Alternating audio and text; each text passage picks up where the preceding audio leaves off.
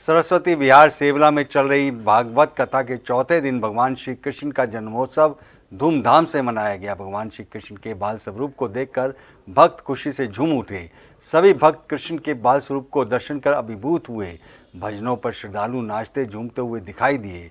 भागवताचार्य ने अपने मुखारबिंद से कृष्ण लीला का वर्णन किया। विगत 4 दिन से लगातार चल रही भागवत कथा का वर्णन में भगवताचार्य आचार्य श्री कृष्ण लीला का वर्णन किया और भगवान श्री कृष्ण का भागवत कथा में जन्म उत्सव बड़े जोर शोर से मनाया गया।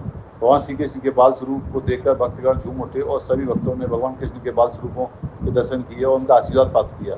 सभी भक्तगण भगवान के बाल स्वरूप को देखकर भगवान के भक्तों पर झूमते नाचते नजर आए। जो पढ़ लिख करके लोग बहुत ज़्यादा डिप्रेशन टेंशन में और आत्महत्या जैसा कड़ा कदम उठा लेते थे, आज देखिए नाम जप के प्रभाव से, भगवान की कथा के प्रभाव से उनमें बहुत सुधार आ रहा है। तो यही हमारी सबसे प्रार्थना है समाज के लोगों को कि देखो ज़्यादा से ज़्यादा लोगों को ऐसे आयोजनों में और मिल करके और ऐसे आयोजनों को सफल बनाना चाहिए, ताकि देखो अगर संस्कार है, संस्कृति तभी हमारा जीवन है। संस्कार है और संस्कृति है तभी हमारा जीवन है।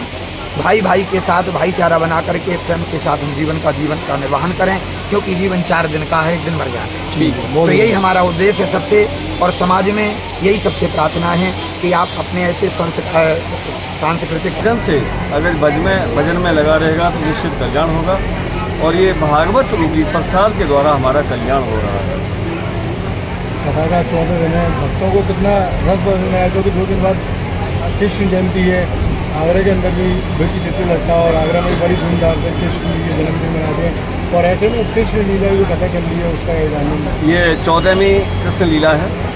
हर जन्माष्टमी पर भागवत का प्रसारण होता है और ये प्रसाद जो है भगवान का, मैं आशा करता हूँ कि जब तक मैं जिंदा रहूँगा तब तक इसी तरह भगवान के प्रसाद में होता रहेगा और भागवत होती रहेंगी, क्योंकि इससे पूरे क्षेत्रवासी यहाँ गदगद हैं, सबको आनंद आ रहा है। ठीक है, मेरा नाम डॉक्टर अजय सिंह तोमर है। आज